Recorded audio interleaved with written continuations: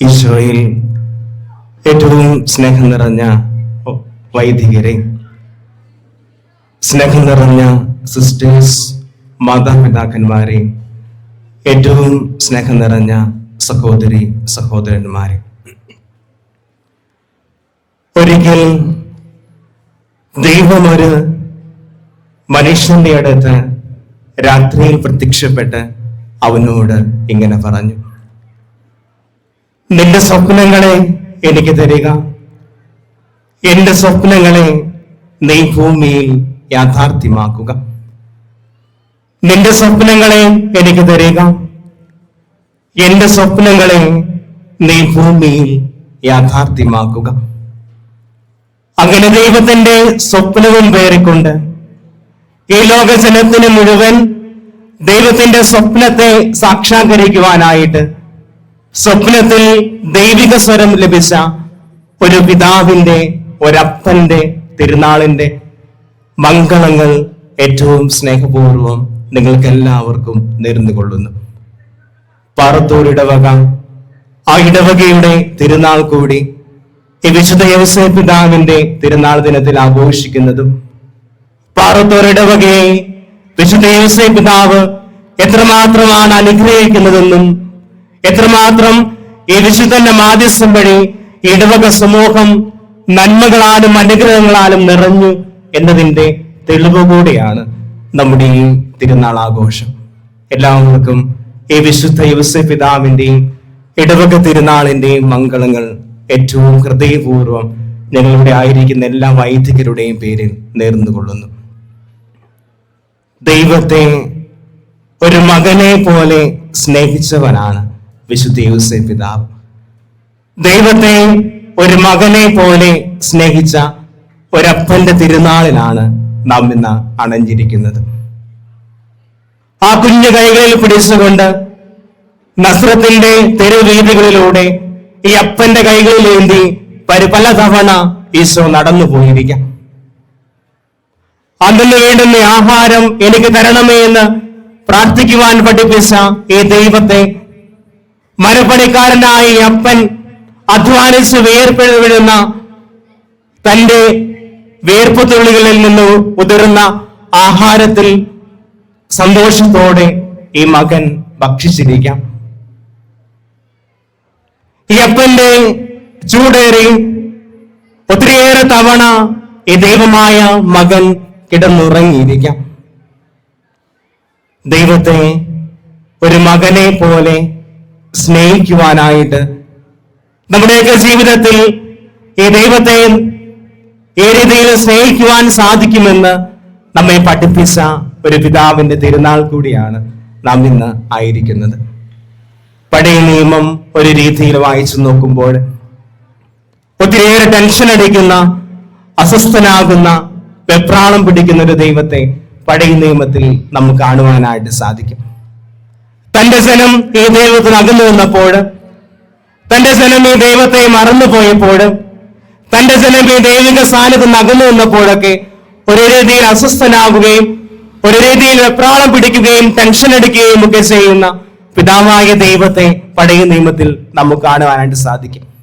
തക്ക സമയത്ത് പ്രവാചകന്മാരുടെയും പ്രബോധകരുടെയും ഒക്കെ ഈ ജനത്തെ തന്റെ ദൈവത്തോട് ചേർത്ത് നിർത്തുന്ന പിതാവിനെ നമ്മൾ കാണുന്നുണ്ട്. ഈ ജനം എപ്പോഴെല്ലാം ദൈവത്തെ മറന്നുപോയോ, ഈ ജനം എപ്പോഴെല്ലാം ദൈവിക സാരം അകന്നുപോയോ, ഈ ജനം എപ്പോഴെല്ലാം ദൈവത്തിന്റെ സ്നേഹത്തിൽ അകന്നു പോയപ്പോഴൊക്കെ ഈ ജനത്തെ ഏത് സമയത്തും പ്രവാചകന്മാരുടെയും പ്രബോധകരുടെയും ഒക്കെ ഈ ദൈവത്തോട് ചേർക്കുന്ന പിതാവായ ദൈവത്തെ നാം കാണുന്നുണ്ട്. പുതിയ നിയമത്തിലേക്ക് വരുമ്പോൾ ഒരു ദൈവത്തിന്റെ ജന്മം നൽകിക്കൊണ്ട്, ഒരു ദൈവത്തെ ഈ ലോക ജനത്തിന് മുഴുവൻ രക്ഷകനാക്കി നൽകിക്കൊണ്ട്, ഈ തന്റെ പിതാവായ ദൈവത്തിന്റെ അതേ സ്വപ്നങ്ങളെ ഭൂമിയിൽ സാക്ഷാത്കരിച്ചുകൊണ്ട്, ഈ ദൈവത്തെ തന്റെ മകനായി സ്വീകരിച്ചുകൊണ്ട് ഇന്നും ഈ ജനത്തെ ദൈവത്തോട് ചേർത്ത് നിർത്തുവാനായിട്ട് അനേകം പേർ ഈ വിശുദ്ധന്റെ നാമത്തിൽ ദൈവത്തോട് ചേർന്ന് നിൽക്കുന്നുണ്ടെങ്കിൽ, ഈ വിശുദ്ധ യൗസേപ്പ് പിതാവിന്റെ മാധ്യസ്ഥതാല് അനേകം അനുഗ്രഹങ്ങൾ എന്റെ ജീവിതത്തിൽ ചൊരിഞ്ഞിട്ടുണ്ടെങ്കിൽ, പിതാവായ ദൈവം പഴയ നിയമസന്നദ്ധയിലൂടെ ആരംഭിച്ച അതേ ചേർത്ത് നിൽപ്പലില് ഞാനും നീയുമൊക്കെ ഇന്നും പങ്കാളികളാകുന്നുണ്ട് എന്ന് ഈ വിശുദ്ധന്റെ മാധ്യസ്ഥം വഴി പങ്കുചേർന്നിരിക്കുകയാണെന്നുള്ള അഭിമാനത്തിന്റെ ബാക്കി പത്രം കൂടിയാണ് നമ്മുടെ ഇന്നത്തെ തിരുനാൾ ആഘോഷങ്ങളെല്ലാം.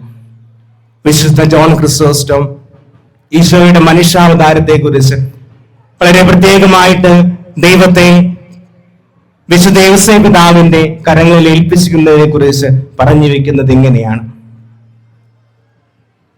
നന്മ ഈ ഭൂമിയിൽ തുടരുന്നതിന് വേണ്ടി, തിന്മ ഈ ഭൂമിയിൽ തുടച്ചു നിൽക്കുവാൻ വേണ്ടി മാലാഖമാർ ഭയം കൂടാതെ മനുഷ്യരോട് സംസാരിക്കുകയും ചെയ്ത ദിവസമാണ് മനുഷ്യാവതാരം. നന്മയെ ഈ ഭൂമിയിൽ തുടരുവാൻ വേണ്ടിയും തിന്മ ഈ ഭൂമിയിൽ തുടച്ചു നീക്കുവാൻ വേണ്ടിയും മാലാഖമാർ ഭയം കൂടാതെ മനുഷ്യരോട് സംസാരിക്കുകയും ചെയ്ത ദിവസമാണ് വിശുദ്ധ ഈ ദൈവത്തിന്റെ മനുഷ്യാവതാരമെന്ന്. ഈ മനുഷ്യൻ നീതിമാനെന്നാണ്, ഈ മനുഷ്യനെ നീതിമാനെന്നാണ് സുവിശേഷം വിളിക്കുന്നത്. പരിശുദ്ധ അമ്മയെ തന്റെ ദൈവത്തോടുകൂടെ ഈ മകനെ സ്വീകരിക്കുവാനായിട്ട് ഒരുക്കുന്നത് പോലെ ഈ നന്മയും തിന്മയും ഒക്കെ തിരിച്ചറിയുവാൻ വേണ്ടിയും മാലാഖമാർ എപ്രകാരം മനുഷ്യരോട് ഭയം കൂടാതെ ദൈവിക കാര്യങ്ങൾ സംസാരിച്ചു എന്നതിന്റെയും ഒക്കെ തെളിവായിട്ട് ഇന്നും ഈ വിശുദ്ധൻ നമ്മുടെ മുൻപിൽ നിൽക്കുന്നുണ്ട്. അതുകൊണ്ടായിരിക്കാം സുവിശേഷം ആ മനുഷ്യനെ പലപ്പോഴും നീതിമാനെന്ന്, നിശബ്ദനായിരിക്കുന്ന മനുഷ്യനെന്നൊക്കെ അഭിസംബോധന ചെയ്യുന്നത്. ഒത്തിരിയേറെ സഹനങ്ങളിലൂടെയും സങ്കടങ്ങളുടെയും ഒക്കെ ഈ അപ്പനായ പിതാവ് കടന്നു പോകുന്നുണ്ട്. വളരെ സന്തോഷത്തോടുകൂടി ആയിരിക്കാം പരിശുദ്ധ അമ്മയും വിശുദ്ധ ഔസേപ്പ് പിതാവും തന്റെ മകനെ ദേവാലയത്തിൽ കൊണ്ടുവന്ന് സമർപ്പിക്കുന്നത്. ഏതൊരപ്പനും അമ്മയും ആഗ്രഹിക്കാത്ത ഹൃദയം നുറുങ്ങുന്ന വാക്കുകളാണ് ആ മനുഷ്യനും ആ അമ്മയ്ക്കും കേൾക്കുവാനിടയായത്. നിന്റെ ഹൃദയത്തിലൂടെ ഒരു വാൾ തുളച്ചു കയറുമെന്ന് പരിശുദ്ധ അമ്മയോട് ആ പുരോഹിതൻ പറയുന്നുണ്ട്.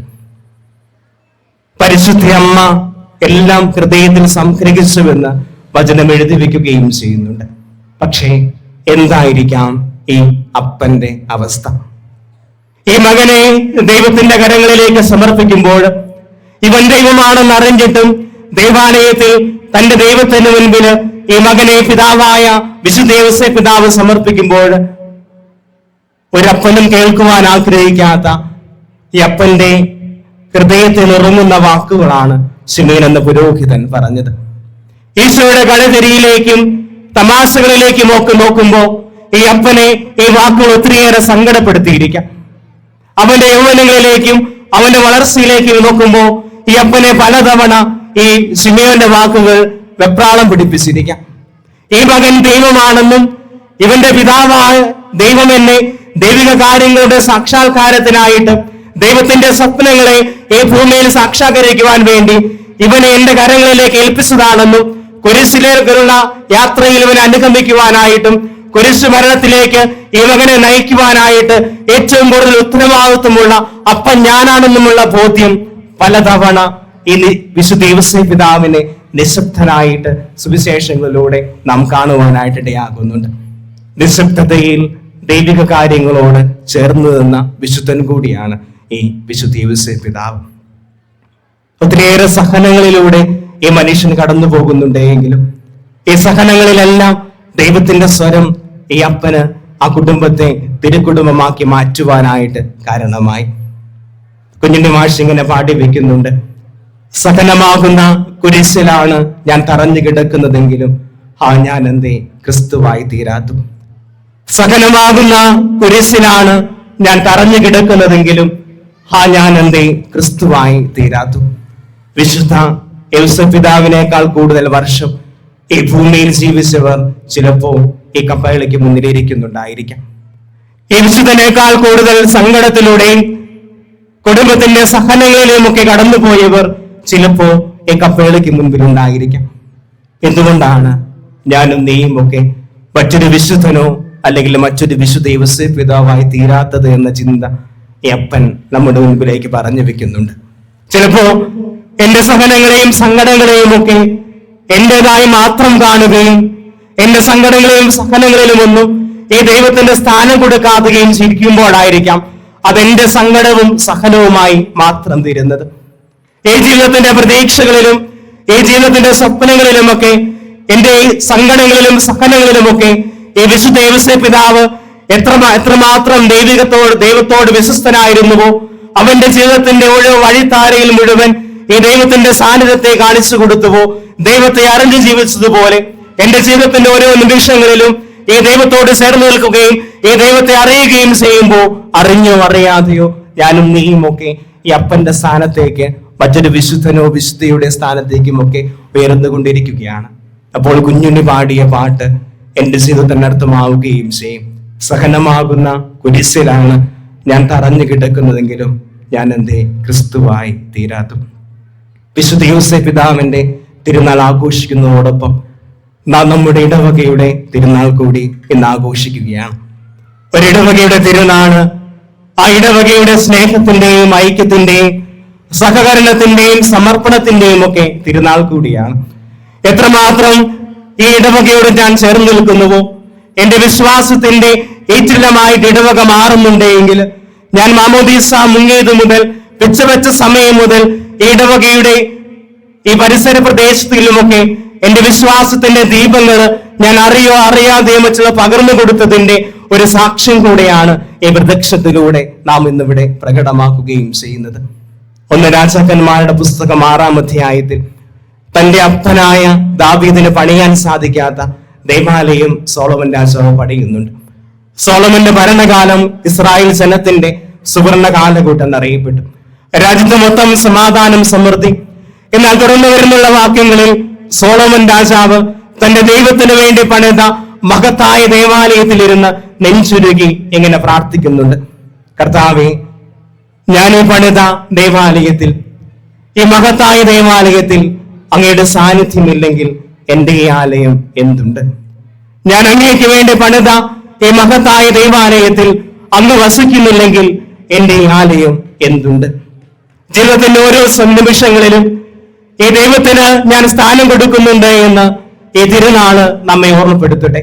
എന്റെ ജീവിതത്തിലുള്ള ഓരോ സമയങ്ങളിലും ഈ ദൈവത്തിന്റെ കൂടെ സ്ഥാനം കൊടുക്കുമ്പോഴും ഈ ദൈവത്തെ കൂടെ കൂട്ടിച്ചേർക്കുമ്പോഴും ഈ വിശുദ്ധ ഔസേപ്പ് പിതാവും പരിശുദ്ധ അമ്മയും ഒക്കെ ആ കുടുംബത്തെ തിരുമുക്കുടകമായി മാറ്റുന്നത് ആ യേശുയുടെ സാന്നിധ്യവും ദൈവത്തിന്റെ സാന്നിധ്യം കൂടിയാണെന്നുള്ള ഉറപ്പ് എന്റെ പ്രദക്ഷിണങ്ങളിലും എന്റെ വിശ്വാസ പ്രഘോഷണ റാലിയിലും എന്റെ പെരുമാറ്റങ്ങളിലും ജീവിതശൈലികളിലും ഒക്കെ ഉണ്ടാവുകയും ചെയ്യട്ടെ. ഈ തിരുനാള് അപരനെ കരുതുവാൻ കൂടിയുള്ള തിരുനാളാണ്. നാം എല്ലാവരും തന്നെ ഫേസ്ബുക്ക് ഉപയോഗിക്കുന്നവരായിരിക്കാം. അത്യാവശ്യം ഒരു 80% ആളുകളും ഫേസ്ബുക്ക് ഉപയോഗിക്കുന്നവരായിരിക്കാം. കഴിഞ്ഞ ദിവസങ്ങളിൽ 2 വർഷങ്ങൾക്ക് മുമ്പ് മരിച്ചുപോയ സ്റ്റാൻസാമേ എന്ന പുരോഹിതനെ കുറിച്ച് ഫേസ്ബുക്കിൽ വന്ന ഒരു റൈറ്റപ്പ് വായിക്കുവാനിടയുണ്ടായി. വളരെ മനോഹരമായിട്ട് ആ പുരോഹിതൻ ചെയ്ത ശുശ്രൂഷകളെ കുറിച്ച് ആ ഫേസ്ബുക്ക് റൈറ്റപ്പിൽ എഴുതി വെച്ചിട്ടുണ്ട്. കമന്റുകൾ ഇങ്ങനെ സ്ക്രോൾ ചെയ്ത് നോക്കുമ്പോൾ ഏറ്റവും ഹൃദയസ്പർശിയായ ഒരു കമന്റ് ആയിട്ട് എനിക്ക് തോന്നിയത് പേരുകൊണ്ട് നോർത്ത് ഇന്ത്യക്കാരനാണെന്ന് മനസ്സിലാക്കുവാനായിട്ട് സാധിക്കും. ആ മനുഷ്യൻ ഇങ്ങനെ എഴുതി വെച്ചിട്ടുണ്ട്: he smells Christ, he smells Christ. അവനിൽ ക്രിസ്തുവിനെ മണക്കുന്നു. ചിലപ്പോൾ കുഷ്ഠരോഗിയും തളർവാദ രോഗിയും ഒക്കെ തന്റെ സാന്നിധ്യത്താല് സുഖപ്പെടുത്തിയ ക്രിസ്തുവിന്റെ മണമായിരിക്കാം ആ പുരോഹിതനിൽ ആ മനുഷ്യൻ തിരിച്ചറിഞ്ഞത്. തന്റെ ജീവിതത്തിന്റെ സാഹചര്യങ്ങളെ മുഴുവൻ ഈ ദൈവത്തെ പകർന്നു കൊടുക്കുവാനായിട്ട് പിതാവായ ദൈവത്തിന്റെ ഏത് സമയത്തും തന്റെ ജീവിതത്തിൽ മുഴുവൻ പകർന്നു കൊടുത്ത അനുഗ്രഹമായി മാറിയ ദൈവത്തിന്റെ സാന്നിധ്യമായിരിക്കാം ചിലപ്പോഴെങ്കിലും ആ മനുഷ്യനിൽ കാണുവാനായിട്ട് ഇടയായത്. അതുകൊണ്ടായിരിക്കാം ആ പുരോഹിതനെ കുറിച്ച് ആ മനുഷ്യൻ എഴുതി വെച്ചത്. നമ്മുടെ പ്രദക്ഷിണങ്ങളും പെരുന്നാളുകളുമെല്ലാം ഇതുപോലെ അപരനിലേക്ക് ദൈവത്തെ കൊടുക്കുവാനായിട്ടും ദൈവത്തിന്റെ സാന്നിധ്യത്തെ അറിയിക്കുവാനുള്ള അവസരം കൂടിയായി നമുക്ക് കാണുവാൻ സാധിക്കട്ടെ. എന്റെ മുൻപിൽ വരുന്നവരിലൊക്കെ നമ്മുടെ സാന്നിധ്യം കൊണ്ടും ചെറുപുഞ്ചിരി കൊണ്ടും നമ്മുടെ ആരോഗ്യം കൊണ്ടും സമ്പത്ത് കൊണ്ടും ഒക്കെ ഈ ദൈവത്തിന്റെ സാന്നിധ്യത്തെ പകർന്നു കൊടുക്കുമ്പോൾ ഈ ദൈവത്തെ പകർന്നു കൊടുക്കുവാൻ ഉത്തരവാദിത്വം എന്റെ ജീവിതത്തിൽ ഉണ്ട് എന്ന് ഓർമ്മിപ്പിക്കുന്ന ഓരോ നിമിഷം കൂടിയാണ് എന്റെ ഈ ഇടവക തിരുനാളും. നമ്മുടെയൊക്കെ വിശ്വാസത്തിന്റെ പകർത്തായിട്ട് ദൈവത്തെ പകർന്നു കൊടുക്കുവാനായിട്ടും മറ്റുള്ളവരെ ദൈവത്തെ ജനിപ്പിക്കുവാനായിട്ടുള്ള ഒരു ദിനം കൂടി ഈ ദിനത്തിൽ നമുക്ക് മറ്റുള്ളവരിലേക്ക് ദൈവത്തെ ജനിപ്പിക്കുവാനായിട്ട് നമുക്ക് സാധിക്കുകയും ചെയ്യട്ടെ. ടാഗോറിന്റെ ഗീതാഞ്ജലി വളരെ മനോഹരമായ വചനം ഇങ്ങനെയാണ്: ഇനി ഞാൻ എന്നെ എന്റെ ശിരസ് ചുമക്കുകയില്ല, എന്റെ പടിവാതിക്കൽ ഞാൻ ഭിക്ഷക്കാരനായി നിൽക്കുകയുമില്ല. എന്റെ ചുമട് അങ്ങേ കാൽക്കൽ സമർപ്പിച്ച് സ്വച്ഛമായി ഞാൻ ഇറങ്ങിപ്പോകും. ഇനി ഞാൻ എന്റെ ശിരസ് ചുമക്കുകയില്ല, എന്റെ പടിവാതിക്കൽ ഞാൻ ഭിക്ഷക്കാരനായി നിൽക്കുകയുമില്ല. എന്റെ ചുമട് അങ്ങേ കാൽക്കൽ സമർപ്പിച്ച് സ്വച്ഛമായി ഞാൻ ഇവിടെ നിന്ന് ഇറങ്ങിപ്പോകും. നമ്മുടെ ജീവിതത്തിന്റെ ഒത്തിരിയേറെ യോഗങ്ങളോടെയാണ് നിങ്ങൾ ഇന്ന് ഈ വിശുദ്ധ കുർബാനയ്ക്കും ഈ തിരുനാളിനുമൊക്കെ ഇവിടെ വന്നിരിക്കുന്നത്. ഒത്തിരിയേറെ സ്വപ്നങ്ങളും പ്രതീക്ഷകളിലും നമ്മളെല്ലാവരിലും ഉണ്ടായിരിക്കാം. എന്റെ എല്ലാ നിയോഗങ്ങളും പ്രാർത്ഥനകളും ഈ ദേവാലയത്തിൽ സമർപ്പിച്ചുകൊണ്ട്, ഈ വിശുദ്ധ യോസേപ്പിതാവിന്റെ മാധ്യസ്ഥം വഴി ഈ ദൈവത്തിന് മുന്നിൽ സമർപ്പിച്ചുകൊണ്ട്, ഈ പാറത്തോട് ഇടവക ദേവാലയത്തിൽ പ്രാർത്ഥിച്ചുകൊണ്ട് സന്തോഷത്തോടുകൂടി നമുക്ക് ഈ ഭവനങ്ങളിലേക്ക് മടങ്ങി പോകുവാനായിട്ട് സാധിക്കട്ടെ. കാരണം നിയമാവർത്തന പുസ്തകം 4-ാം അധ്യായം 6-ാം തിരുവചനത്തിൽ നാം വിളിച്ചപേക്ഷിക്കുമ്പോഴെല്ലാം നമ്മുടെ ദൈവമായ കർത്താവ് സമീപസ്ഥനായിരിക്കുന്നത് പോലെ ദൈവം ഇത്ര സമീപത്തുള്ള വേറെ ഏത് ശ്രേഷ്ഠ ജനതയാണുള്ളത്. ഞാൻ വിളിക്കുമ്പോൾ എന്റെ അരികിൽ, ഞാൻ ആയിരിക്കുമ്പോൾ എന്റെ കൂടെ, ഏത് സമയത്തും ഞാൻ വിളിക്കുമ്പോൾ എന്റെ കൂടെയുള്ള ഒരു ദൈവമുണ്ട് എന്നുള്ള ഉറപ്പും ധൈര്യവും ഒക്കെ ആയിരിക്കട്ടെ നമ്മുടെ ജീവിതത്തെ മുൻപോട്ട് നയിക്കേണ്ടത്. ഇന്ന് ദൈവത്തിന്റെ ഭക്ഷണമായി മാറുന്ന അനേകം ജനതകളെ നാം കാണുന്നുണ്ട്. ദൈവത്തിന് വേണ്ടി ബലിയർപ്പിക്കുകയും ദൈവത്തിന്റെ ഭക്ഷണമാവുകയും ചെയ്യുന്ന മനുഷ്യരെയും ജന്തുക്കളെയും മറ്റു വസ്തുക്കളെയും ഒക്കെ പത്രങ്ങളിലൂടെ നാം, മറ്റു മീഡിയകളിലൂടെ നാം വായിച്ചു കേൾക്കുകയും ചെയ്യുന്നുണ്ട്. എന്നാൽ എന്റെ ദൈവം എനിക്ക് വേണ്ടി നിരന്തരം ഭക്ഷണമായിട്ട് എന്നും എന്റെ ഉള്ളിലായിരിക്കുവാനായിട്ടുള്ള ഒരു ദൈവം നമുക്കുണ്ട് എന്നുള്ള അഭിമാനം നമ്മുടെ ജീവിതത്തിലുണ്ടായിരിക്കട്ടെ. കഴിഞ്ഞ വർഷങ്ങളിൽ പരിശുദ്ധ പിതാവ് ഫ്രാൻസിസ് പിതാവ് പരരാജ്യം സന്ദർശിച്ചപ്പോൾ പിതാവിന് സ്വാഗതം പറഞ്ഞത് അവിടുത്തെ ഒരു കുടുംബനാഥനാണ്. തന്റെ സ്വാഗത പ്രസംഗത്തിൽ പരിശുദ്ധ പിതാവിനോട് ആ കുടുംബനാഥൻ ഇങ്ങനെ പറഞ്ഞു: പരിശുദ്ധ ഫ്രാൻസിസ് പിതാവെ, ഞങ്ങൾക്ക് വിശക്കുന്നു. പരിശുദ്ധ പിതാവെ, ഞങ്ങൾക്ക് വിശക്കുന്നു. പരിശുദ്ധ ഫ്രാൻസിസ് പിതാവ് ആ കുടുംബനാഥനോടും പരരാജ്യത്തുള്ള എല്ലാവരോടും ലോകം മുഴുവനോടുമായി അഭിസംബോധന ചെയ്ത് തന്റെ മറുപടി പ്രസംഗത്തിൽ ഇങ്ങനെ പറഞ്ഞു: നിങ്ങളുടെ ശാരീരിക വിശപ്പ് മാറ്റുവാൻ ഞാൻ ആഗ്രഹിക്കുന്നു. നിങ്ങളുടെ ആത്മീയ വിശപ്പ് ഒരിക്കലും മാറാതിരിക്കട്ടെ. നിങ്ങളുടെ ശാരീരിക വിശപ്പ് മാറ്റുവാൻ ഞാൻ ആഗ്രഹിക്കുന്നു. നിങ്ങളുടെ ആത്മീയ വിശപ്പ് ഒരിക്കലും മാറാതിരിക്കട്ടെ. എന്നിലുള്ള വിശ്വാസത്തെ വരും തലമുറയ്ക്ക് പകർന്നു കൊടുക്കുവാനുള്ള, എന്റെ ദൈവത്തെ മറ്റുള്ളവർക്ക് പകർന്നു കൊടുക്കുവാനുള്ള, ജീവിതത്തിന്റെ ഓരോ നിമിഷത്തും ഈ ദൈവത്തെ അനുഭവിച്ചറിയുവാനുള്ള, നമ്മുടെ സാന്നിധ്യം കൊണ്ട് മറ്റുള്ള അനുഗ്രഹമാകുവാനുള്ള, വരും വർഷങ്ങളിലും ഇടവകയുടെ തിരുനാളും വിശുദ്ധ തിരുനാളും ഒക്കെ ഇതിലും മനോഹരമായി ആഘോഷിക്കുവാനുള്ള നമ്മുടെ ആത്മീയ വിശപ്പ് ഒരിക്കലും നമ്മിൽ നകലാതിരിക്കട്ടെ. നമ്മുടെ ജീവിതത്തിന്റെ ഏത് സാഹചര്യത്തിലും ഈ ദൈവത്തോട് ചേർന്ന് നിൽക്കുവാനുള്ള നമ്മുടെ ആത്മീയ വിശപ്പാണ് നമ്മുടെ വിശ്വാസത്തിന്റെ ഏറ്റവും വലിയ കാതൽ. വിശുദ്ധ യോസേപ്പ് പിതാവിന്റെ മാധ്യസ്ഥം വഴി നമ്മുടെ എല്ലാ നിയോഗങ്ങളും പ്രാർത്ഥനകളും നമ്മുടെ ദൈവത്തിന് മുൻപിലേക്ക് നമുക്ക് സമർപ്പിക്കാം. ഇടവകയുടെ കൂട്ടായ്മയും സഹകരണവും ഐക്യവും ഒക്കെ എന്നും ദൈവാനുഗ്രഹത്തിന്റെ സമയമാണെന്നുള്ള അഭിമാനത്തോടു കൂടി ഈ തിരുനാൾ നമുക്ക് ആഘോഷിക്കുവാൻ സാധിക്കട്ടെ. ഒരിക്കൽ കൂടി എല്ലാവർക്കും വിശുദ്ധന്റെ തിരുനാളിന്റെയും ഇടവക തിരുനാളിന്റെയും മംഗളങ്ങൾ ഏറ്റവും ഹൃദയപൂർവ്വം നേരുന്നു. പിതാവിന്റെയും പുത്രന്റെയും പരിശുദ്ധാത്മാവിന്റെയും നാമത്തിൽ ആമേൻ. സ്നേഹം നിറഞ്ഞവരെ, ബഹുമാനപ്പെട്ട അമൽ പുരയിടത്തിലച്ഛന് ഈ പാറത്തോട് ഇടവകയിലെ എല്ലാവരുടെയും പേരിൽ, ഇന്നിവിടെ വന്നു ചേർന്നിട്ടുള്ള എല്ലാവരുടെയും പേരിൽ ഹൃദയം നിറഞ്ഞ നന്ദി അർപ്പിക്കുകയാണ്. തിരുനാൾ ദിവസം യോസേപ്പ് പിതാവ് എങ്ങനെ ക്രൈസ്തവ വിശ്വാസത്തിന് നമുക്ക് മാതൃകയായി തീരണമെന്ന് അച്ഛൻ നമ്മെല്ലാവരെയും ഉത്ബോധിപ്പിച്ചു. ഹൃദയപൂർവ്വം അച്ഛൻ നന്ദി പറയുന്നു. അച്ഛൻ താമരശ്ശേരി രൂപതയിലെ അൾത്താര സംഘത്തിൻ്റെ രൂപത ഡയറക്ടർ അച്ഛനായിട്ട് സേവനം ചെയ്യുകയാണ്. അച്ഛനെ പ്രത്യേകം നമ്മുടെ പ്രാർത്ഥനകളിൽ ഓർക്കാം. ഒരിക്കൽ കൂടി എല്ലാവരുടെയും പേരിൽ അച്ഛന് നന്ദി പറയുകയാണ്. അതോടൊപ്പം തന്നെ നമ്മുടെ ഈ പാറത്തോടങ്ങാടിയിൽ ഇവിടെയുള്ള നാനാജാതി മതസ്ഥരായ എല്ലാവരും നമ്മുടെ പ്രദർശനത്തെ ഏറെ ഹൃദയപൂർവ്വം സന്തോഷത്തോടെ സ്വീകരിക്കാൻ മനസ്സ് കാണിച്ച നിങ്ങളെല്ലാവർക്കും എല്ലാവരുടെയും പേരിൽ നന്ദി അർപ്പിക്കുകയാണ്.